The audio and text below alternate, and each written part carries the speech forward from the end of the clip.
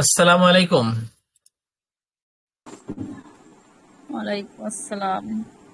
ভাইয়া কেমন আছেন? আলহামদুলিল্লাহ, আপা ভালো আছেন? আলহামদুলিল্লাহ ভালো আছে। আপনার কোনো খোঁজ না পাইছি, ভাইয়া কি অসুস্থ নাকি? হ্যাঁ, না, অসুস্থ। অসুস্থ সাধারণত আল্লাহ করে না, তা মাঝে মধ্যে ওই যে বেশি জার্নি করলে যেটা হয় ওটাকে আমি অসুস্থ বলি, এই আর কি। তো বাড়িতে গেছিলাম, হোম ডিস্ট্রিক্টে গেছিলাম, ওখান থেকে আসলাম গতকালকে। তো গত শনিবারে ক্লাস নিতে পারবো না সেটাও আমি মেসেজে জানাইতে পারিনি আপনাদের, এত ব্যস্ত ছিলাম, বুঝতে পারছেন? তো ইনশাল্লাহ আজকে আমাদের যে শিডিউল শিডিউল অনুযায়ী ক্লাস হচ্ছে না আজকে, এবং আগামী বুধবারে পরিসংখ্যান পড়বো আমরা। এবং আগামী শনিবার থেকে আবার আমরা শনিবারও পরিসংখ্যান পড়বো, অর্থাৎ পর পর তিনটা ক্লাস পরিসংখ্যানের হবে ইনশাআল্লাহ। ঠিক আছে। এরপরে আমরা আহ, আমাদের রুটিনে চলে যাব, মানে শনিবার থেকে বলতে পারেন। ঠিক আছে। তো এখন পরিসংখ্যানে প্রথম দিন আমরা যতটুকু পড়ছিলাম, প্রথম ভিডিওতে আমরা পরিসংখ্যান কিন্তু এই পর্যন্ত দুইবার শেষ করছি পরিসংখ্যান বই, অষ্টম ব্যাচ। ঠিক আছে, পাশাপাশি নবম ব্যাচ ছিলেন, এখন আমরা নতুন করে ধরলাম। তো নতুন করে একটা ক্লাস হয়েছে, একটা ক্লাসে আমরা বোধহয় যা পড়ছি, আহ আপনারা ওই ভিডিওটা দেখবেন। আমরা এখন প্রথম অধ্যায়ের দ্বিতীয় ক্লাসে আজকে।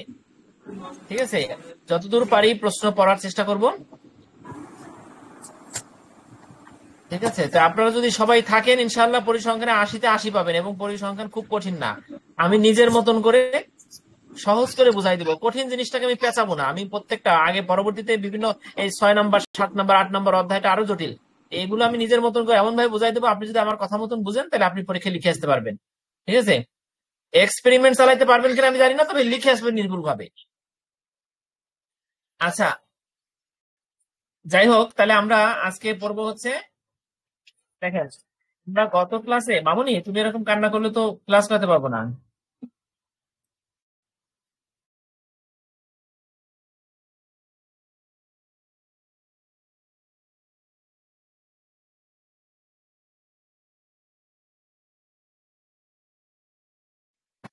দেখেন আপনারা, গত ক্লাসে কিন্তু আমরা এই পর্যন্ত পড়ছিলাম ঘটনা, চারটা ঘটনা মনে পড়ে?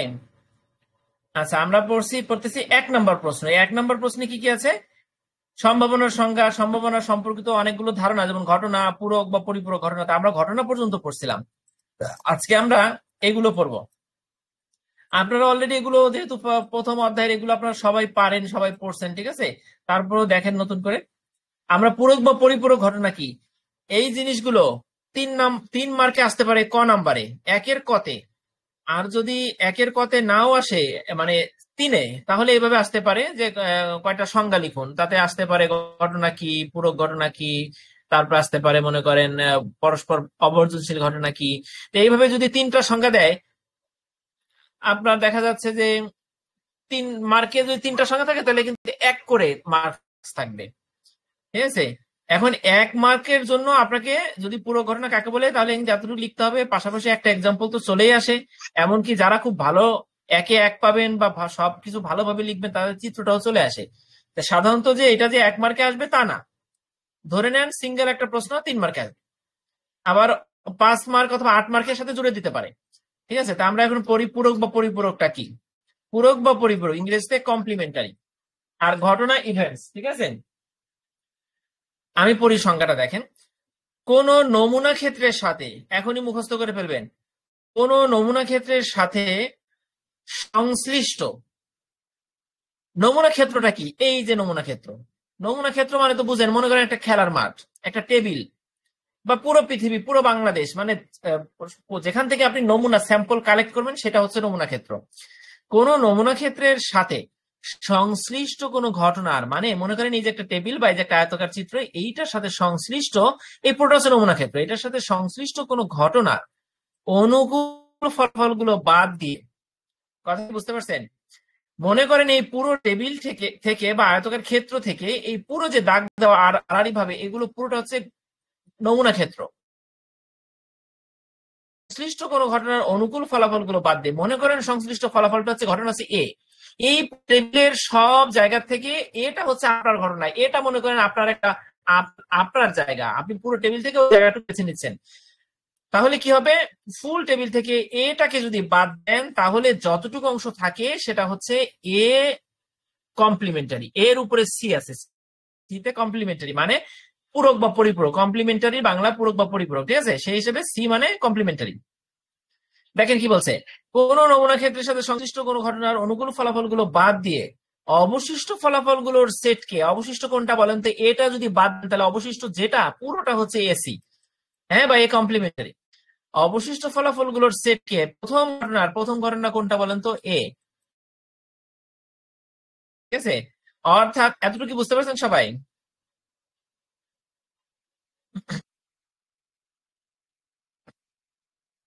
আচ্ছা, এরপর দেখেন, অর্থাৎ কোন পরীক্ষণের একটি নির্দিষ্ট ঘটনার বিপরীত ঘটনায় পরিপূরক ঘটনা। দ্বিতীয় বাক্যটা আপনি বোঝেন, খুব ইন্টারেস্টিং। একটা টিলে মনে করেন 100 বল আছে, 100 বলের মধ্যে 10টা বল লাল আছে, বাকি সবগুলো সবুজ। আপনি যদি লালগুলো বাদ দেন তাহলে থাকে কি সবুজ, তাহলে সবুজ আর লাল হচ্ছে দুটো ঘটনা, এর একটা আর একটা হচ্ছে পরিপূরক বা পূরক ঘটনা, ঠিক আছে।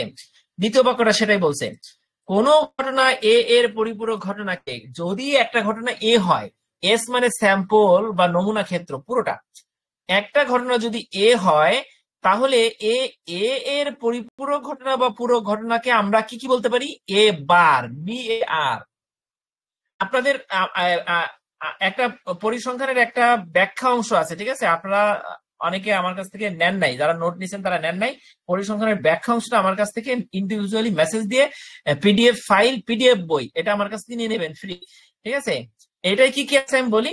পরিসংখ্যানের ব্যাখ্যা অংশে প্রত্যেকটা জিনিসের, যেমন এ বার, এ প্রাইম, এ কমপ্লিমেন্টারি, এইটাকে, এই জিনিসটার উচ্চারণটা কি, আরো অনেক ভিতরে আছে, এগুলোর উচ্চারণ কি, প্রত্যেকটা চিত্রের ব্যাখ্যা কি, প্রত্যেকটা সূত্রের ব্যাখ্যা কি, এক একটা বড় সূত্রকে ভেঙে চুরে ব্যাখ্যা দিচ্ছি, সেটা যদি থাকে আপনাদের কাছে, তাহলে পরিসংখ্যানের জন্য কোনো টিউটর লাগবে না, কোনো টিচার লাগবে না, ঠিক আছে। এটা আমার কাছ থেকে চেয়ে নেবেন যারা নেন নাই। এ বার বা এ প্রাইম বা এ কমপ্লিমেন্টারি, এই তিনটা একই জিনিস। কোন ঘটনা এর পরিপূরক ঘটনাকে, অর্থাৎ পরিপূরক ঘটনার প্রতীক হচ্ছে এ বার, এ প্রাইম বা এ কমপ্লিমেন্ট, ঠিক আছে, তিনটা যেটা দেবেন সেটা হবে। তাহলে এই এতটুকু কে বুঝেন নাই বলেন, পরিপূরক কাকে বলে বুঝেন নাই কি? এবার দেখেন এক্সাম্পল, যেমন এক্সাম্পলটা দেখেন তাহলে সহজ হয়ে যাবে।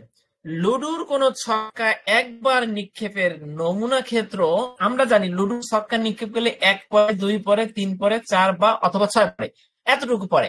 তাই লুডুর ছক্কা নিক্ষেপের নমুনা ক্ষেত্র এস। আর এখানে সেকেন্ড ব্র্যাকেট কেন দিছে, কমা কেন দিছে, আমরা কিন্তু এগুলো জানি। 9-10 সেটের অঙ্ক মনে পড়ে কিনা দেখেন, এইগুলো কিন্তু সেট মানে লুডোর সমস্ত যে ছক্কার যে পাশগুলো, সেই সমস্ত পাশের নাম্বারিংটা আপনি থার্ড ব্র্যাকেট দিয়ে আটকাই দিবেন, তাহলে এটা হচ্ছে সেট, ঠিক আছে। তাহলে নমুনা ক্ষেত্র টোটাল হচ্ছে 1 থেকে 6 পর্যন্ত। এক্ষেত্রে আপনি যদি ধরেন যে জোড় সংখ্যা পাওয়ার ঘটনা এ, তাহলে এটা কত, 2 4 6। এখন দেখেন আপনার টোটাল লুডুর নমুনা ক্ষেত্র হচ্ছে 1 থেকে 6 পর্যন্ত, এখান থেকে যদি জোড়টা বাদ দেন তাহলে যেটা থাকে সেটা কি দেখেন, যেটা থাকবে সেটা হচ্ছে পরিপূরক ঘটনা। কার পরিপূরক ঘটনা, এ এর পরিপূরক ঘটনা। তাহলে পরিপূরক ঘটনাটা কি দাঁড়ায় ভালো করে বুঝেন, এ বার বা এ কমপ্লিমেন্টারি মানে এই যে এই যে দেখেন পরিপূরক ঘটনার প্রতীক সমান এস মাইনাস এ, এস এর থেকে এ বাদ দিছে, এস কোনটা বলেন তো, এস হচ্ছে 1 2 3 4 6 পুরোটা, এস এর থেকে এ বাদ দিছে, এ কোনটা বলেন তো, 2 4 6, তাহলে এস এর থেকে এ মানে 1 2 3 4 5 6 থেকে 2 4 বাদ দিলে থাকে 1 3 5। তাহলে বুঝতে পারছেন এক্সাম্পল একবার এই যে। এখন চিত্রটা দেখেন, একটা ভেন চিত্রের সাথে, এগুলো হচ্ছে ভেন চিত্র, হ্যাঁ, এইগুলো হচ্ছে ভেন চিত্র, একে ভেন চিত্র বলে। ভেন চিত্রের সাথে দেখানো হলো, প্রথমে আপনি এস দিবেন, একটা আয়তকার ক্ষেত্র লিখবেন, আয়তকার লেখেন, বর্গাকার লেখেন, যেরকম ইচ্ছা একটা বৃত্ত লেখেন, যেভাবে ইচ্ছা লিখবেন। লেখার পরে আপনি একটা চিহ্ন দিয়ে দিলেন, সব দেওয়ার পরে এখানে দেখেন এ প্রাইম বা এ কমপ্লিমেন্টারি লিখলেন, মাঝে একটা বৃত্ত, সাদা বৃত্ত দিয়ে এ লিখলেন। তার মানে আপনি কি বোঝাচ্ছেন চিত্রে, পুরো আয়তকার ক্ষেত্রের সবটা থেকে এ বাদ দিলে, এ অংশটুকু বাদ দিলে যা থাকে তা হচ্ছে এ কমপ্লিমেন্টারি। মানে সিম্পল এ এর পরিপূরক ঘটনা হচ্ছে এ সি বা এ কমপ্লিমেন্টারি, ঠিক আছে। তাহলে পরিপূরক ঘটনা বা পুরো ঘটনা আসলে চোখ বন্ধ করে লিখবেন যা আছে, ঠিক আছে। তাহলে এবার আমরা সম্পূরক ঘটনায় যাই, পরিপূরক ঘটনা ইনশাল্লাহ আমরা পারবো নাকি।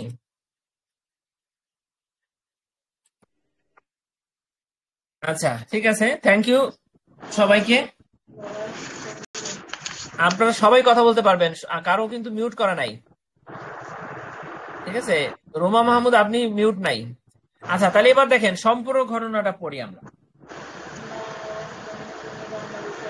এখানে তারপরে দেখেন দুটা পরস্পর বর্জনশীল এবং অবর্জনশীল, এই দুটা সংখ্যা যদি আপনি পারেন তাহলে আপনি এই অধ্যায়ের বড় বড় দুইটা প্রশ্ন পারবেন। ঠিক আছে,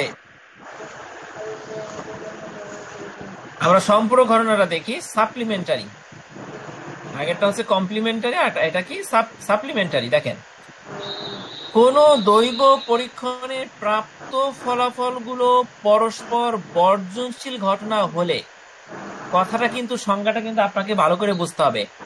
আমি আগে চিত্রটা দেখার পরাই দেখেন, কোন দৈব পরীক্ষণের প্রাপ্ত ফলাফলগুলো পরস্পর বর্জনশীল ঘটনা হলে, এই যতটুকু আমি আন্ডারলাইন করছি ততটুকু কি চিত্রের মধ্যে আছে দেখেন।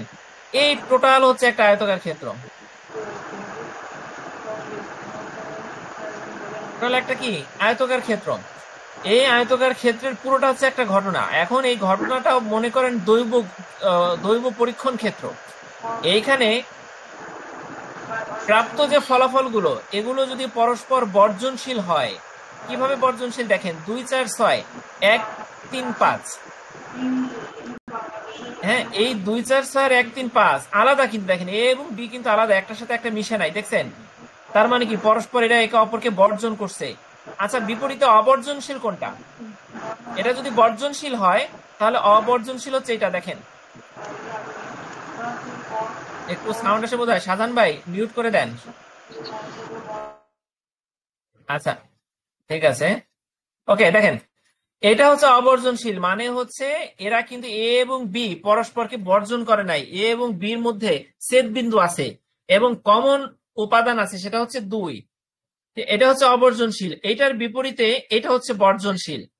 ঠিক আছে, তা আমরা কিন্তু এখন বর্জনশীল কাকে বলে সেটা পড়তেছি না, আমরা পড়তেছি সম্পূরক ঘটনা। দেখেন, কোন দৈব পরীক্ষণের প্রাপ্ত ফলাফলগুলো পরস্পর বর্জনশীল ঘটনা হলে, দেখছেন, এবং দুইটা শর্ত, একটা তো বলে ফেললাম, আর একটা এবং তাদের সম্মিলিত সেট যদি নমুনা ক্ষেত্রের সমান হয়। এই যে একটা বাক্যের প্রথম দুইটা কথা বুঝেন, এখানে এ এবং বি পরস্পর বর্জনশীল, এবং একটা জিনিস দেখেন, এ এবং বি এর পৃথক মান একসাথে মিলে কিন্তু পুরো ঘটনা ক্ষেত্র স্যাম্পল রেসপন্স না করেন, তাহলে আমি যে চিৎকার করতেছি তাহলে এটার কোনো মানে হয় বলেন? আচ্ছা, একটু রেসপন্স করবেন যে ঠিক আছে বুঝতে পারছি, তাহলে কি হবে, তাহলে আমি পরের লাইনে যেতে পারবো।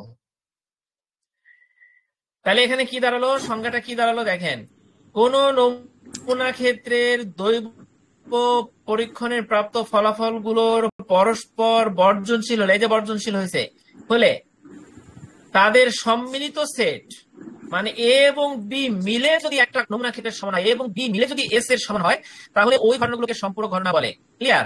একটা আরেকটা জায়গাটা ফিল আপ করতেছে, মনে করেন এ বাদ দিলে বি নমুনা ক্ষেত্র পুরোটা দখল করতে পারবে না, আবার যদি বি কে বাদ দেন তাহলে এ একা পারবে না, দুটা মিলেই হচ্ছে এরা কি নমুনা ক্ষেত্র। কাজে এটা হচ্ছে সম্পূরক ঘটনা, বুঝতে পারছেন? এবার এক্সাম্পলটা দেখি। একটি মুদ্রা নিক্ষেপ পরীক্ষার ফলাফল হচ্ছে এ এবং বি। একটা মুদ্রা নিক্ষেপ করলেন, অথবা লুডুর কথা এখানে বলতে পারেন এভাবে, ধরি একটা লুডু নিক্ষেপ পরীক্ষার ফলাফল হচ্ছে এ এবং বি, অর্থাৎ এ তে হচ্ছে 2 4 6 পড়ছে, আর বি তে হচ্ছে, অর্থাৎ আপনি হচ্ছেন বি, আমি হচ্ছে এ, দুজনে লুডু খেলতেছি। এখন আমার তিনবার চালে পড়ছে 2 4 6, আর আপনার 3 চাইলে পড়ছে 1 3 5। তাহলে 1 3 5 আর 2 4 6 মিলে হচ্ছে টোটাল আমাদের লুডুর নমুনা ক্ষেত্র। ঠিক আছে, এখন এটাকে আপনি কিভাবে লিখবেন, এই যে সম্মিলিত সেট এ কমা বি, এভাবে ব্র্যাকেট দিয়ে লিখবেন। এই দুইটা ঘটনা মিলে হচ্ছে সম্পূরক ঘটনা। এখানে আরেকটু কথা আছে, দেখেন, এখানে এ এবং বি পরস্পর বর্জনশীল ঘটনা, তবে নমুনা ক্ষেত্র এস এর সম্পূর্ণ নমুনা ক্ষেত্রে নমুনাগুলো 1 2 3 4 5 6। একটা জিনিস দেখছেন, এ এবং বি কিন্তু একজন আরেকজনকে বর্জন করছে, কিন্তু ওদের সবগুলো সেট মিলে কিন্তু একটা নমুনা ক্ষেত্র হয়েছে, অর্থাৎ 1 থেকে 6 পর্যন্ত। অর্থাৎ এ এবং বি এর তাদের সম্মিলিত সেটই হলো নমুনা ক্ষেত্র, সম্পূরক ঘটনার নমুনা ক্ষেত্র। ক্লিয়ার? এইগুলো কিন্তু একটার সাথে একটা তালগোল পাকাবেন না, পরীক্ষার সময় কিন্তু সহজ জিনিসগুলো, বোঝা জিনিসগুলো একবারে লিখতে বসবেন, পারবেন না, তাড়াহুড়ো করে হয় না। এই জন্য ভালো করে বুঝতে হবে, ভালো করে খাতায় লিখতে হবে, তাহলে নিখুঁতভাবে লিখে দিয়ে আসতে পারবেন। এবার আমরা বর্জনশীল ঘটনাটা পড়ি। আমরা যদি অবর্জন সম্পূরক ঘটনাটা তো পড়লাম, এবার দেখেন আপনি বর্জনশীল পারলে অবর্জনশীলটা পারবেন, দুইটা একবারে ইজি। ভালো করে দেখেন, বর্জনশীল কেবল কিন্তু পড়ছি, সম্পর্কের মধ্যে আমরা কিন্তু বর্জনশীল কাকে বলে পড়ে ফেলছি। বর্জনশীল মানে হচ্ছে একটা নমুনা ক্ষেত্রের, এই যে টোটাল আয়তকার ক্ষেত্রের মধ্যে যা যা আছে, দুইটা উপাদান ভাগ হয়ে যাবে, একটা আরেকটাকে বর্জন করবে। এ ঘটনা এবং বি ঘটনা, দুইটা ঘটনা, এ ঘটনার উপাদান 2, 4, 6, বি ঘটনার উপাদান 1, 3, 5। 1, 3, 5 এবং 2, 4, 6 এর মধ্যে কোনো কমন বিন্দু নাই। যেমন দেখেন অবর্জনশীলে কমন বিন্দু আছে, দেখছেন? আর এটা বর্জনশীল, টাচ করে নাই, ছেদ বিন্দু নাই, ইন্টারসেকশন হয় নাই, দেখছেন? তার মানে এটা বর্জনশীল আর এটা অবর্জনশীল। তাহলে বর্জনশীল কাকে বলে আমরা পড়ি?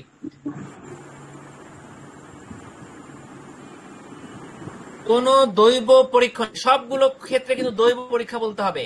কারণ লুডু নিক্ষেপ করলেন, মুদ্রা নিক্ষেপ করলেন, এটা কিন্তু দৈব ঘটনা। এখানে কিন্তু আগের থেকে ফলাফল জানি না, ঠিক আছে? এই জন্য দৈব বলবেন সবসময়ের জন্য। কোন দৈব পরীক্ষণে যদি 2 বা ততোধিক ঘটনা এমন হয় যে তাদের যে কোনো দুটি ঘটনা একত্রে ঘটা সম্ভব নয়, ভাই বলেন একত্রে কি ঘটছে? ঘটে নাই তো। একত্রে ঘটা সম্ভব নয়, তাহলে ওই ঘটনাগুলোকে পরস্পর বর্জনশীল ঘটনা বলে। এই পর্যন্ত বুঝতে পারছেন সবাই? এক্ষেত্রে ঘটনাগুলোর মধ্যে কোনো সাধারণ বিন্দু থাকে না। আছে, দেখেন চিত্রে যা আছে আমি তাই বলতেছি। যেমন এ সমান 2, 4, 6, বি সমান 1, 3, 5 ঘটনাদ্বয় পরস্পর বর্জনশীল ঘটনা। আপনি এতটুকু কথা বইলে চিত্রটা দিয়ে দিবেন, তাহলে আপনার বর্জনশীল হয়ে গেল না? আর একটা জিনিস, পরীক্ষায় যদি স্যার, পরিসংখ্যান স্যার যদি প্যাচ লাগাইয়া পরস্পর বর্জনশীলের জায়গায় যদি পরস্পর বিচ্ছিন্ন দিয়ে দেয়, তাহলে ঘাবড়াবেন না। এই শব্দগুলো আপনাকে মনে রাখতে হবে। বিচ্ছিন্ন আর বর্জনশীল এক জিনিস। এরপরে দেখেন পরস্পর অবর্জনশীল বা অবিচ্ছিন্ন ঘটনাটা কি? কোন দৈব পরীক্ষণে যদি দুইটি ঘটনা এমন হয় যে একই জিনিস, কিন্তু কথা কিন্তু একই, তাদের একত্রে ঘটা সম্ভব, তাহলে ঘটনা দুটিকে পরস্পর অবর্জনশীল ঘটনা বলে। দেখছেন, এটার বিপরীত লেখা কিন্তু এইটা। এক্ষেত্রে ঘটনাদ্বয়ের মধ্যে সাধারণ বিন্দু থাকে, যেমন 1, 2, 4, এটার মধ্যে আছে 2, 3, 5, এটা 1, 2, 4, এটা হচ্ছে 2, 3, 5, 1, 2, 4, 2, 3, 5। বুঝতে পারছেন? এই ঘটনাদ্বয়ের পরস্পর অবর্জনশীল ঘটনা। আমরা এবার ভেন চিত্রের সাহায্যে যদি দেখি,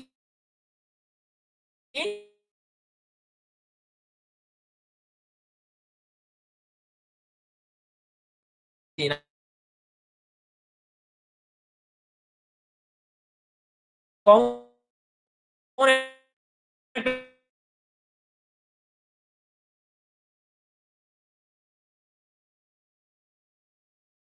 একটা বিন্দু দুই, এইভাবে চিত্রে যা ভাই আপনার কথা আসতেছে না ভাই। আছে,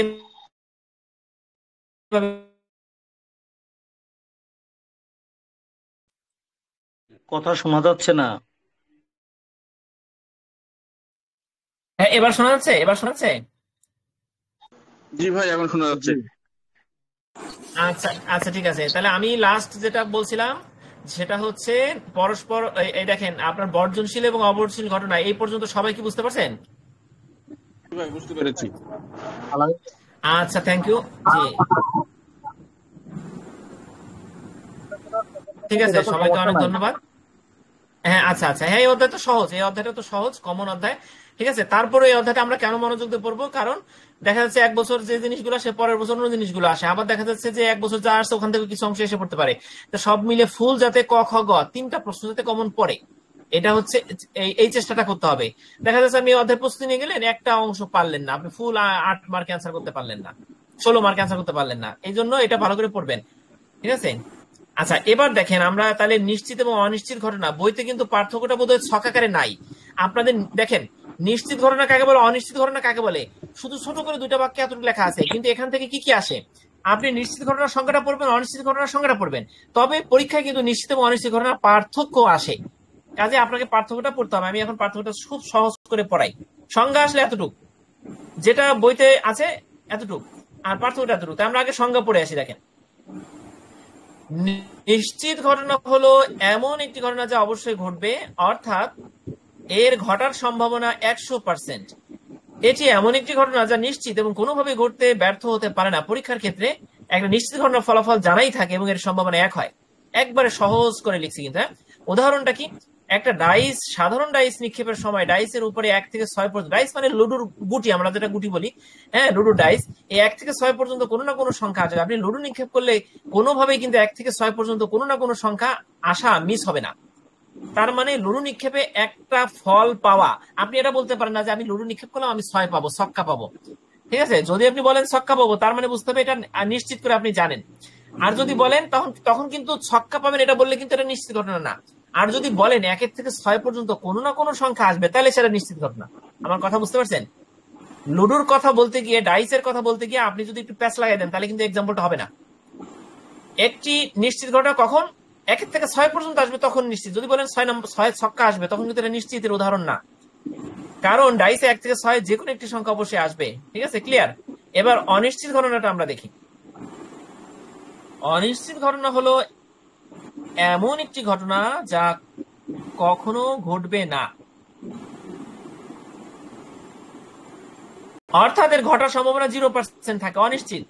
এটি এমন একটি ঘটনা যার সংগঠন কখনোই সম্ভব নয়, কোনো পরিস্থিতি এটি ঘটবে না, এর সম্ভাবনা 0। অনিশ্চিত মানে কি? অনিশ্চিত মানে ঘটবে না। যেমন দেখেন, একটা সাধারণ 6 পাশি ডাইসের ক্ষেত্রে ডাইসের উপর 7 আসা, লুডুর ছক্কায় 6টা পাশ থাকে, 6 পাশি ডাইস। এখন আমি যদি বলি ভাই আমার 6 পড়বে না আমার 7 পড়বে, তাহলে এই 7 পড়াটা একবারে অনিশ্চিত, কোনোভাবেই 7 ঘটবে না, কারণ 6 পাশি ডাইসে কখনো 7 থাকে না, তাই এটা ঘটার সম্ভাবনা 0। ক্লিয়ার? এবার আমরা নিশ্চিত এবং অনিশ্চিত ঘটনার মধ্যে পার্থক্য পড়ব। যদি পার্থক্য পরীক্ষা আসে, প্রথমে আপনি সুন্দর করে ছোট্ট একটা ভূমিকা দিবেন, ভূমিকা ছাড়া লিখবেন না, ভালো দেখা যায় না। ভূমিকা লেখার পরে আপনি উপসংহারও লিখবেন। হ্যাঁ, এরপরে আপনি উপরে পার্থক্য লিখবেন। 8 মার্কে আসলে 8টা বা 7টা, 5 মার্কে আসলে 5টা 6টা, 5টা 4টা, আর 3-এ আসলেও আপনি মোটামুটি 4-5টার নিচে লিখতে পারবেন না, যদি এই বড় প্রশ্ন 3-এ এসে যায়। তাহলে আমরা এবার পড়ি। নিশ্চিত ঘটনার সংজ্ঞাটা দিবেন, একটু আগে যেটা পড়ালাম, অনিশ্চিত ঘটনার সংজ্ঞা দিবেন। এরপরে লিখবেন প্রকৃতি। এটি এমন ঘটনা যা অবশ্যই ঘটবে। একেবারে সহজ কথা, আমরা একটু আগে সংজ্ঞা যা পড়ছি সেই সংজ্ঞা দিয়েই আমরা পার্থক্য বানাবো, তবে আপনাকে এভাবে ছকে পার্থক্য করে লিখে যেতে হবে, যাতে পরীক্ষার সময় আপনি এই অনুযায়ী লিখতে পারেন। এটি এমন একটি ঘটনা যার ঘটার সম্ভাবনা 0 থেকে 100% হতে পারে। ঠিক আছে, মানে 0 থেকে 100%, মানে ঘটতেও পারে, অনিশ্চিত ঘটনা নাও পারে। এটার সম্ভাবনা, নিশ্চিত ঘটনার সম্ভাবনা 100%, অর্থাৎ 1 ঘটবে, যেমন সূর্য ওঠে, এটা উঠবেই। আর অনিশ্চিত ঘটনার সম্ভাবনা হচ্ছে 0 থেকে 100%, অর্থাৎ উঠতেও পারে নাও পারে, আপনি জানেন না, অনিশ্চিত, হতেও পারে নাও পারে। এটা প্রথম প্রথম পার্থক্যটা হচ্ছে সংজ্ঞা, দ্বিতীয় পার্থক্যটা হচ্ছে প্রকৃতি মানে বৈশিষ্ট্য, তৃতীয় পার্থক্যটা হচ্ছে সম্ভাবনা। এগুলো মনে রাখবেন। 4 নম্বর পার্থক্য, একটা উদাহরণ, দ্বিতীয় উদাহরণ হচ্ছে 2 যোগ 3 5 ডাইস, এটা গেল। আর অনিশ্চিত ঘটনার উদাহরণ হচ্ছে ডাইস ছুড়ে 4 নম্বর আসবে কিনা। ডাইস ছুড়ে আপনি লুডু ডাইস ছুড়ে 4 পাবেন কিনা এটা কিন্তু জানেন না, পেতেও পারেন নাও পেতে পারেন, তার মানে অনিশ্চিত। ঘটনার প্রকৃতিটা কি? এই ধরনের ঘটনা ঘটতেই হবে।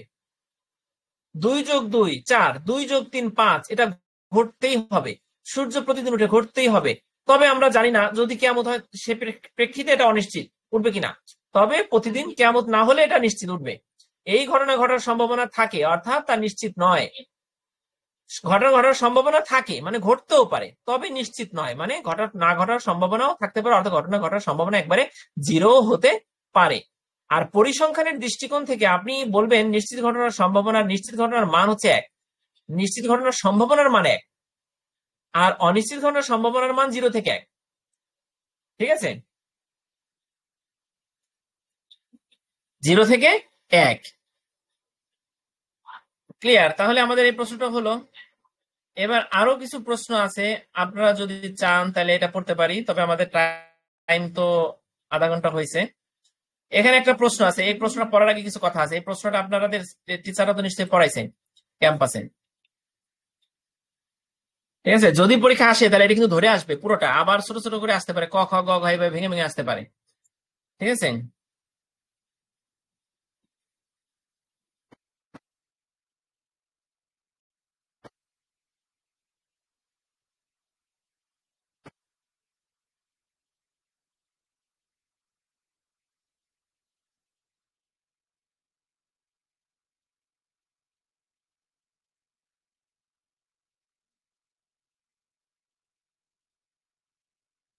আচ্ছা দেখেন, এই প্রশ্নটা আপনারা চারটা ক খ গ ঘ, এখানে কিন্তু প্রশ্নটা একবারে সহজ।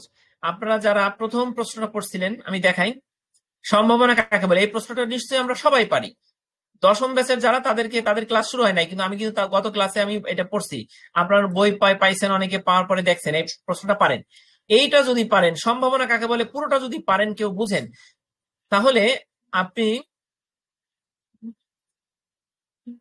আপনি সম্ভাবনার বিভিন্ন যে মতবাদ আছে, চারটা মতবাদ, এই মতবাদের এই ক নাম্বারটা আপনার হয়ে গেছে।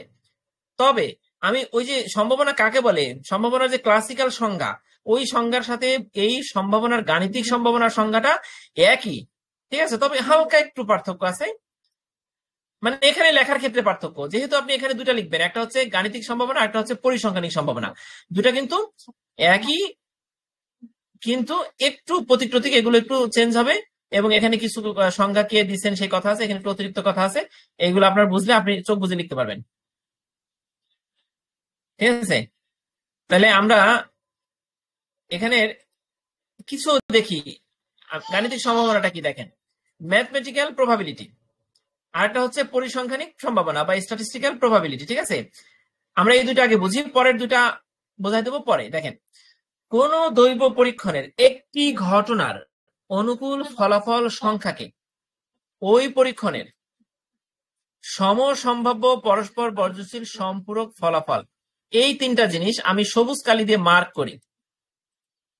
এই শব্দ তিনটা আপনার কিন্তু ওই প্রথমে আপনাদের বইয়ের প্রথম পৃষ্ঠায় যে কথাটা লেখা আছে বা নোটে আমি যেটা পড়াইছিলাম, এই দেখেন, দুটোর মধ্যে তফাৎ দেখাই, তাহলে কনফিউশন তৈরি হবে না। এখানে কিন্তু ওই কথাগুলো নাই, এখানে জাস্ট বলা আছে কোন পরীক্ষণের মোট ফলাফল সংখ্যা আর অনুকূল ফলাফল সংখ্যার অনুপাতকে সম্ভাবনা বলে, এখানে এই কথাটা বলা আছে।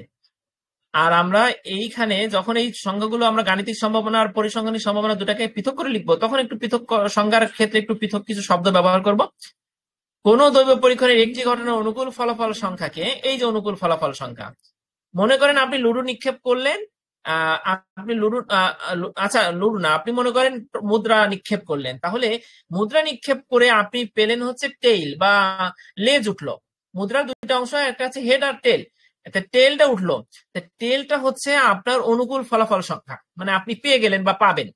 আর পরীক্ষণের মোট ফলাফল সংখ্যা হচ্ছে দুইটা, মানে হেড উঠতে পারে, টেইল উঠতে পারে, তাহলে দুই। তাহলে এই এন সমান 2 আর এম সমান হচ্ছে আপনি যেটা পেলেন মানে এক, মানে আপনি হয় হেড পাইছেন না হলে টেল পাইছেন, তাহলে 1/2, ঠিক আছে। প্রবাবিলিটি অফ এই ঘটনার অনুকূল ফলাফল সংখ্যা বাই পরীক্ষণের মোট ফলাফল সংখ্যা। এখন এই সূত্রটা সব কিন্তু এক, আমরা ক্লাসিক্যাল সংখ্যা যেটা পড়ছি ওটাও কিন্তু এক, ঠিক আছে। তবে এখানে শুধুমাত্র তিনটা শব্দ অতিরিক্ত যোগ করব। আপনি যদি ওই সম্ভাবনা, শুধু সম্ভাবনা আসলেও আপনি গাণিতিক সম্ভাবনা লেখেন তাও হবে, আবার যদি পরিসংখ্যানিক সম্ভাবনা লেখেন তাও হবে, ঠিক আছে।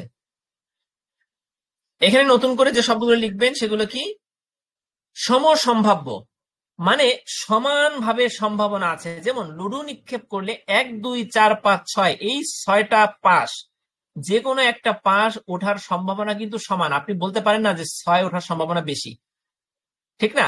তাহলে সমসম্ভাব্য বুঝতে পারছেন। পরস্পর বর্জনশীল মানে হলো যদি লুডু নিক্ষেপে 1 পড়ে, পুট পড়ে, বা 6 পড়ে, ছক্কা পড়ে, তাহলে কিন্তু একই সাথে 2 পড়বে না।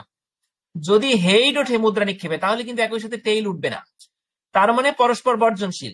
আর সম্পূরক ফলাফল মানে হচ্ছে কি, ফলাফল আছে 6টার যে কোনো একটা উঠলে বাকি 4টা, যদি আপনি বাকি 4টাকে যদি আপনি বাদ না দেন, তাহলে পুরোটা মিলে একটা নমুনা ক্ষেত্র, ঠিক আছে। অর্থাৎ একটা আর একটার গ্যাপ পূর্ণ করবে, পুরো নমুনা ক্ষেত্রে গ্যাপ পূর্ণ করবে, ঠিক আছে।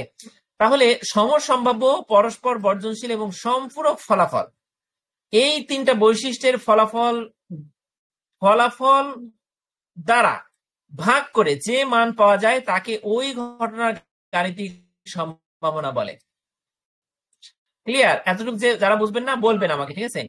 এই সংজ্ঞাটুকু কিন্তু এখনই আপনাকে মুখস্থ করে ফেলতে হবে, কারণ কালকে আপনি এত সময় নিয়ে বই ধরতে পারবেন কিনা আপনি কিন্তু জানেন না। কোন পরীক্ষণে এন সংখ্যক সমসম্ভাব্য পরস্পর বর্জনশীল সম্পূরক ফলাফলের মধ্যে, এই যে দেখছেন, এন মানে কি 1 থেকে 6, এন মানে কি হেড এবং টেইল দুটো মিলে ফলাফলের মধ্যে কোন ঘটনা এ এর অনুকূল ফলাফল সংখ্যা এম হলে এ এর সম্ভাবনা প্রবাবিলিটি অফ এ সমান এ ঘটনার অনুকূল ফলাফল সংখ্যা বাই পরীক্ষণের মোট ফলাফল সংখ্যা সমান এম বাই এন। শেষ। এখানে এই নিচের কথাগুলো আপনাকে বললে বেশি মার্কস পাবেন, ভালো হবে। এটাই মূলত সম্ভাবনার ধ্রুপদী সংজ্ঞা। এখন একটা জিনিস আপনাদের মনে করাই দেই, আপনি পড়ে গেলেন সব, পরীক্ষায় কোনো কারণবশত আপনি লিখতে পারলেন না, তার জন্য ছোট ছোট ঘটনা দায়ী। সেই ঘটনার একটা হচ্ছে, যদি ক্লাসিক্যাল সংজ্ঞা মানে কি আর ধ্রুপদী সংজ্ঞা মানে কি আমরা যদি শব্দগুলো না বুঝি, যদি পরীক্ষায় আসে সম্ভাবনার ধ্রুপদী সংজ্ঞা দাও, তাহলে তো আপনি ঘাবড়াই যাবেন, হাই হাই ধ্রুপদী সংজ্ঞা কি, সম্ভাবনার শুধু সংজ্ঞা পড়ে আসলাম, এখন ধ্রুপদী বলে কেন? ধ্রুপদীটা এই ম্যাথমেটিক্যাল সংজ্ঞাটাকেই ধ্রুপদী সংজ্ঞা বলা হয়, অথবা আমরা প্রথম যে সম্ভাবনার মৌলিক সংজ্ঞা পড়ছি ওটাই ধ্রুপদী সংজ্ঞা বা ক্লাসিক্যাল সংজ্ঞা। একে আবার অবরোহী বা অ্যাপ্রিওর সম্ভাবনা বলে। এটার আরেক নাম কি? গাণিতিক সম্ভাবনা বা ক্লাসিক্যাল সম্ভাবনা, এই দুটার আরেক নাম হচ্ছে কি? অবরোহী। অবরোহীর ইংরেজি অ্যাপ্রিওর। আপনি এটা মনে রাখেন, যদি পরীক্ষায় আসে অবরোহী সম্ভাবনা লিখো, তাহলে আপনি যাতে এইটাই লিখে দিতে পারেন, ঠিক আছে? এগুলো মনে রেখেন। আচ্ছা, এবার আমরা পরিসংখ্যানিক সম্ভাবনা, এটা একটু পড়ি।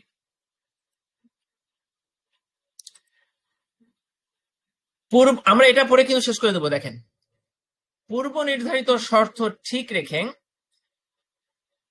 কোন পরীক্ষাকে অসংখ্যবার পুনরাবৃত্তি করা হলে, এখানে পরিসংখ্যানিক সম্ভাবনার ক্ষেত্রে আপনি কি যোগ করবেন? অতিরিক্ত কথা, পূর্ব নির্ধারিত শর্ত ঠিক রেখে। পূর্ব নির্ধারিত শর্ত কি? এখানে যা যা শর্ত আছে উপরে আপনি মৌলিক সম্ভাবনায় পড়ছেন, ক্লাসিক্যাল সংজ্ঞায় পড়ছেন, সেই সমস্ত শর্ত বা অন্যান্য যত শর্ত সম্ভাবনা আছে ঠিক রেখে কোন পরীক্ষাকে অসংখ্যবার, মানে মুদ্রা যদি আপনি বারবার নিক্ষেপ করেন, একটা মুদ্রা বারবার নিক্ষেপ করতে পারেন না। পরিসংখ্যানিক সম্ভাবনা, পরিসংখ্যান মানে তো অনেক তথ্য, অনেক তথ্যের একটা সারণী, তাহলে সেখানে আপনি বারবার মুদ্রা নিক্ষেপ করলেন, একটা নিক্ষেপ করলেন, ফলটা আপনি লিখলেন, আরেকবার নিক্ষেপ করলেন, ফল আপনি লিখলেন, এবার আপনি 100 বার নিক্ষেপ করে 100 বার ফল লিখলেন। সেই কথা বলছে, কোন পরীক্ষাকে অসংখ্যবার পুনরাবৃত্তি করা হলে কোন ঘটনার অনুকূল ফলাফল সংখ্যার সঙ্গে পরীক্ষার মোট ফলাফল সংখ্যার, সেই একই কথা কিন্তু আসতেছে ভাই, অনুকূল ফলাফল সংখ্যার সাথে মোট ফলাফলকে ভাগ করলে বা অনুপাত করলে।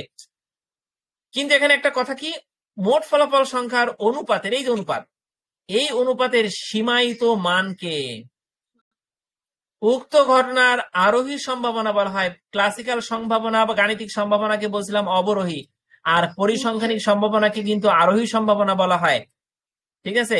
বা পোস্টেরিয়র। হ্যাঁ, এটাকে আবার পরীক্ষালব্ধ সম্ভাবনা বা ইম্পেরিক্যাল সম্ভাবনা বলা হয়, এটাকে আবার রিলেটিভ সম্ভাবনা বা আপেক্ষিক সম্ভাবনাও বলা হয়। আপনি কিন্তু এগুলো মনে রাখবেন, তা না হলে কিন্তু ভালো রেজাল্ট করার ক্ষেত্রে ধরা খাবেন। একটা প্রশ্ন আসতে পারে অন্যভাবে, সাধারণত আসে না, ভয়ের কারণ নাই, এইভাবেই আসে, ঠিক আছে? এখানে সংজ্ঞাটা কি আমি আবার একটু পড়ি। পূর্ব নির্ধারিত শর্ত ঠিক রেখে কোনো পরীক্ষাকে অসংখ্যবার পুনরাবৃত্তি করা হলে, পূর্ব নির্ধারিত শর্ত ঠিক রেখে কোনো পরীক্ষাকে অসংখ্যবার পুনরাবৃত্তি করা হলে কোন ঘটনার অনুকূল ফলাফল সঙ্গে মোট ফলাফল মানকে, এই যে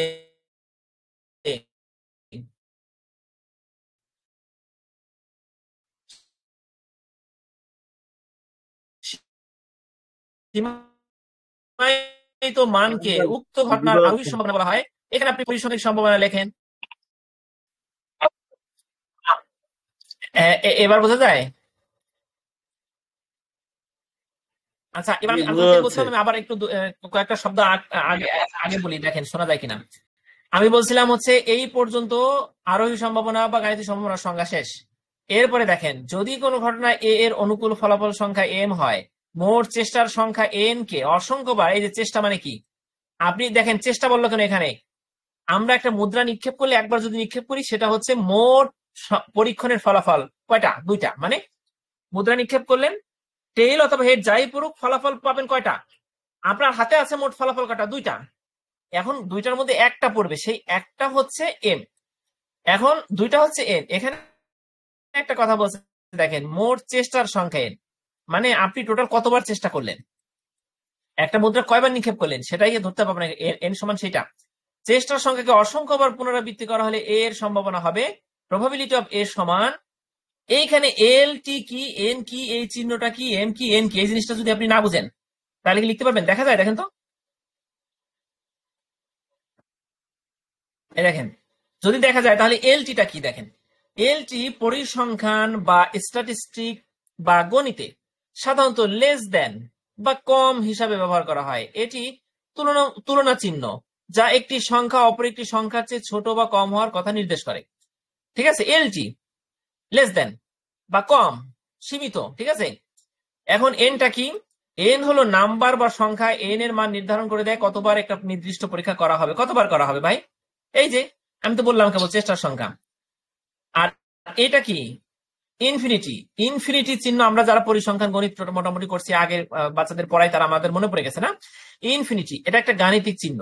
এটা কি নির্দেশ করে বলেন তো? অসীম বা অনন্ত নির্দেশ করে। কিভাবে? ইনফিনিটি মানে আপনি যদি বলেন 1 2 3 4 এভাবে যদি আপনি dot dot dot dot dot চিহ্ন দেন, এই ডট ডট ডট ডট এর পরে আপনি ডট ডট কতগুলো দিবেন? ডট ডট আপনার খাতায় তো শেষ হবে না, সারা পৃথিবী শেষ হয়ে যাবে, কিন্তু ডট ডট শেষ হবে না। তাই যদি হয় তখন আপনি কি করবেন? ইনফিনিটি চিহ্ন দিয়ে দিবেন। তার মানে হচ্ছে আপনি বুঝাই দিলেন যে 1 2 3 ডট ডট ডট, 3টা 4টা ডট দিয়ে ইনফিনিটি দিয়ে দিলেন, মানে অনন্ত নির্দেশ করলো, অসীম নির্দেশ করলো, কখনো যা শেষ হবে না। ইনফিনিটি মানে হচ্ছে সেইটা। এবার তাহলে আমরা সূত্রটা কি বলছে দেখেন, probability of A L T less than n, তীর চিহ্ন দিয়ে ইনফিনিটি এম বাই এন। এখানে পরীক্ষা লব্ধ এম্পিরিক্যাল বা আরোহী বা পরিসংখ্যানিক বা আপেক্ষিক সম্ভাবনা সূত্র এটা। ওকে, এইভাবে ব্যাখ্যা অংশটায় প্রত্যেকটা জিনিসের ব্যাখ্যা আছে, প্রত্যেকটা জটিল কঠিন সব জিনিসের ব্যাখ্যা আছে। আমরা দ্বিতীয় অংশে যাই। এই কথাগুলো আপনি লিখবেন ভালো মার্কের জন্য। আমি কিন্তু এগুলো পড়ে গেছিলাম, আমাদের যদিও এই প্রশ্নটা আসে নাই। এই সংজ্ঞাটি প্রদান করেন জার্মানি গণিতবিদ আর ভন মাইজেস বা মিজেস, উচ্চারণ যেটাই বলেন না কেন আপনি মনে রাখেন MISES, আর ডট ভন মাইজেস বা মিজেস। হ্যাঁ, এটাকে পরীক্ষালব্ধ বা ইম্পেরিক্যাল বা আরোহী, পোস্টেরিয়র বা আপেক্ষিক বা রিলেটিভ সম্ভাবনা বলা হয়। উক্ত দুই প্রকার সম্ভাবনা বিভিন্ন নাম রয়েছে, পরীক্ষায় যে কোনো নামেই আসতে পারে। ঠিক আছে, আচ্ছা এবার দেখেন আর এই প্রশ্নের দুইটা অংশ আছে, এই অংশটুকু আমরা ইনশাল্লাহ কালকে পড়বো। আপনারা মনে রাখেন, আমার মনে না থাকলে আপনারা মনে করে দিবেন। যারা রেগুলার থাকেন তাদের একটু দায়িত্ব আছে না, তারা একটু বলবেন যে ভাই এই পর্যন্ত পড়া হয়েছিল। ঠিক আছে, ক এবং খ আমরা এরপরে গ ঘ পড়বো। ঠিক আছে, গ ঘ পড়ার পরে আমাদের কিন্তু দেখেন এই যে ছোট্ট একটা প্রশ্ন আছে তাই না, এটা আপনারা সহজে বুঝবেন। এটা কিন্তু আসলে 8 মার্ক, এতটুকু লিখতে পারলে 8। এবার কি আমাদের আসছিল? হ্যাঁ, আমাদের বোধহয় অষ্টম ব্যাচে আসছিল, তাহলে এটা নবম ব্যাচে আসবে না, দশম ব্যাচ ভাই বোন যারা আছেন তারা পড়বেন। তারপরে এই যে একটা জিনিস দেখেন, এটা কিন্তু একটা দুঃখের বিষয়, আমরা পড়ে গেছিলাম এই যোগ সূত্রটা। আমরা যে পরীক্ষার আগের রাত্রে একদিন আগে যে হট সাজেশন পাইছিলাম, হট সাজেশন আমাদের ছিল যে যোগ সূত্র আসবে। তা আমরা অষ্টম ব্যাচের, আমি গ্রুপ স্টাডি করছিলাম, প্রায় আমরা পরীক্ষার আগে 8 ঘন্টা করে পড়তাম, 6 থেকে 8 ঘন্টা। যারা ছিলেন আমাদের সাথে, শাহজাহান ভাই, তারপরে যারা ছিলেন পুতুল আপা ছিলেন। হ্যাঁ, জি ভাই জি। আচ্ছা আমরা 8 ঘন্টা করে পড়ছি। আমরা পড়ে গেছিলাম কোনটা, আপনাদের অভিজ্ঞতার জন্য বলি, আমরা পড়ে গেছিলাম যোগসূত্র। আমাদের সাধারণত কখনো এমবিএর ইতিহাসে এই শুধু যোগসূত্র আসছে, না হয় বিয়োগ সূত্র আসছে। সরি, আমার ভুল হচ্ছে, যোগসূত্রে আসছে। দেখেন, পরস্পর বর্জনশীলের যোগসূত্র আসছে, না হয়তো অবর্জনশীলের যোগসূত্র আসছে। কিন্তু পরীক্ষায় বোধহয় এই বর্জনশীল এবং অবর্জনশীল দুইটার যোগসূত্র একসাথে আসছিল, অথবা যোগ বিয়োগ দুইটাই একসাথে আসছিল অষ্টম ব্যাচে। ঠিক আছে, এই জন্য দেখা যাচ্ছে যে অনেকে অনেক বড় হয়ে যায়, আবার দেখা যাচ্ছে যে প্রশ্নটা দুইটা হয়ে যায়, এই জন্য একটু ঝামেলায় পড়ে গেছিলাম। ঠিক আছে, যাই হোক শেষ পর্যন্ত লিখে দিয়ে আসতে পারছি, কারণ আগে পড়া ছিল এটাই। তাহলে এই প্রশ্ন কিন্তু আমরা 9-10 যে সেট করছি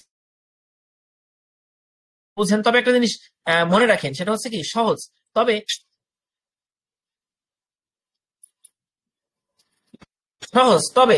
প্রশ্নের কাঠামোটা কিন্তু মনে রাখতে হবে ভাই। ঠিক আছে, যেমন অর্গানাইজেশনাল বিহেভিয়ারে অনেক প্রশ্ন আছে, থিওরি, বিভিন্ন বিজ্ঞানীর মডেল। আপনাকে 5টা মডেল পড়া লাগতে পারে, 5টা থেকে দেখা যায় 2টা কি 3টাই আসবে, কিন্তু আপনি কোন মডেলের সাথে কোনটা যে পরীক্ষা হলে মিলাই ফেলবেন। ঠিক আছে, আমার একটা পারা মডেল, মানে আমি যেটা পারবো 100% লিখে দিয়ে আসতে পারবো, আমার মাথায় ঘুরতেছে, কিন্তু আমাকে পিছন থেকে একজন বলে ভাই এটা কিন্তু ওরকম না, তখন কনফিউশন তৈরি হয়ে গিয়ে আমি ওটা পরে বাদ দিয়ে অন্যটা লিখছি। ঠিক আছে, অর্থাৎ এইসব মডেল লিখলে আপনি একবারে এরকম ক্ষেত্রে আপনাকে এই যে প্রশ্নের যে কাঠামোটা, সে কাঠামোটা মনে রাখতে হবে এবং কিছু জিনিস মুখস্থ করতে হবে। মুখস্থ কি? যে এই কোনটার পরে কোনটা, কোন লাইনের পরে কোনটা। এখানে এসে কিন্তু অনেক সময় আপনার মিসিং হয়ে যায়, আপনি বুঝতেছেন, লিখতে পারেন না। হ্যাঁ, এইগুলো। আর এই অতিরিক্ত অংশটুকু আপনার লেখা লাগবে না, কখন লেখা লাগবে না সেটা আপনাকে জানতে হবে। তা যাই হোক, আজকে এই পর্যন্ত। অনেক ধন্যবাদ সবাই, কষ্ট করে 45 মিনিট সময় দিলেন। তো ইনশাল্লাহ নাজমা আপা, থ্যাংক ইউ। লেট করছেন আপা, জয়েন করতে লেট করে ফেলছেন, ভিডিও দিয়ে দেবো ইনশাল্লাহ। তো সবাইকে অনেক ধন্যবাদ, সবাই ভালো থাকবেন। আর অষ্টম ব্যাচের ক্লাসগুলো কিন্তু আমরা করাচ্ছি না, সরি সেকেন্ড সেমিস্টারের ক্লাসগুলো, কারণ এটা হচ্ছে 2টা করে অধ্যায় শেষ করছি। আপনারা যারা অষ্টম ব্যাচের আছেন তারা গাফিলতি করেন, আমি কষ্ট করে বসি 10টার সময় পড়তে, ঠিক আছে, কিন্তু দেখা যাচ্ছে যে আপনারা একদিন আসেন আর একদিন বলেন ভাই জয়েন করতে পারলাম না, সময় পেলাম না, ভিডিও দেন, ঠিক আছে, এটার জন্য হয় না। এই জন্য আমি দুটো দুটো করে অধ্যায় শেষ করে সেকেন্ড সেমিস্টারের ক্লাসগুলো স্থগিত করছি। আপনারা যদি সবাই সমস্যারে বলেন যে হ্যাঁ সবাই আমরা কন্টিনিউ করব, তাহলেই কেবল শুরু হবে। আরো কিছু ইম্পর্টেন্ট দুটো অ্যানাউন্স আছে, আপনাদের বলি, হয়তো এখানে অষ্টম ব্যাচের কেউ আছেন কিনা জানি না। এই অষ্টম ব্যাচের অ্যাসাইনমেন্ট কিন্তু বোধহয় এই মাসের মাঝামাঝি সময় দিয়ে দিবে, থার্ড সেমিস্টারে, ঠিক আছে। আর পরীক্ষার সবকিছু কিন্তু খুব দ্রুত পেয়ে যাবেন, ঠিক আছে, টপ করে পেয়ে যাবেন। বিশেষ করে নবম ব্যাচে যারা আছেন, ফার্স্ট সেমিস্টারের পরীক্ষা আপনাদের বোধহয় সামনের মাসের শেষের দিকে হতে পারে, ঠিক আছে, আমাকে বলছেন একজন, হতে পারে। আর আমাদের রেজাল্টটাও যে কোনো মুহূর্তে, আমাদেরটা দিলেই আপনাদের রুটিনটা হয়ে যাবে। এই জন্য পড়াশোনাটা একটু চালাবেন, পাশাপাশি সেকেন্ড সেমিস্টারের বইগুলো যেহেতু স্যাররা ক্লাস নিচ্ছে এখন নবম ব্যাচের, এটাও দেখবেন, ঠিক আছে। তো ঠিক আছে, এই পর্যন্তই। আসসালামু আলাইকুম ভাই। ওয়ালাইকুম আসসালাম।